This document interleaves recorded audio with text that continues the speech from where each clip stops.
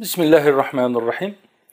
Değerli dava arkadaşlarım, aziz milletimiz, Hüdapar olarak 12 yıl önce bugün adalet, kardeşlik ve hürriyet üzerine kurulu bir siyasi hareket olarak yola çıktık.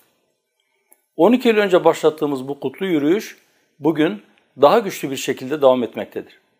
Bu süre zarfında milletimizin her bir ferdine hizmet etmek, onların sesi olmak, dertlerine derman olmak için var gücümüzle çalıştık.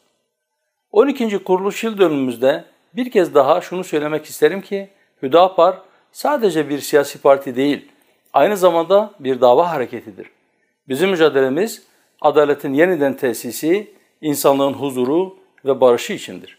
Bizler bu davanın neferleri olarak Allah'ın rızasına nail olmak adına aziz memleketimiz ve İslam ümmeti için çalışmaya devam edeceğiz inşallah. Memleketimizin ve İslam ümmetinin içinden geçmiş olduğu bu zorlu süreçte Hüdapar olarak üzerimize düşen ağır sorumlulukların farkındayız. Ülkemizin ve İslam ümmetinin sorunlarına hakkaniyetli, adil ve İslami bir bakış açısıyla çözümler üretmeye devam edeceğiz. Hiçbir baskı ve dayatmaya boyun eğmeden istikamet üzere yürüyüşümüzü sürdüreceğiz inşallah.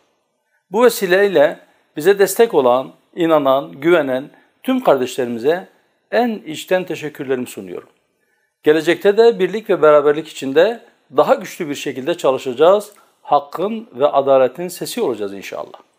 Partimizin kuruluşundan bu yana emek veren, katkı sağlayan tüm kardeşlerime ve bizi yalnız bırakmayan aziz milletimize en kalbi şükranlarımı sunuyorum. Bu yolda birlikte yürüdüğümüz ve ahirete irtihal etmiş dava arkadaşlarımı da rahmet ve minnetle anıyorum.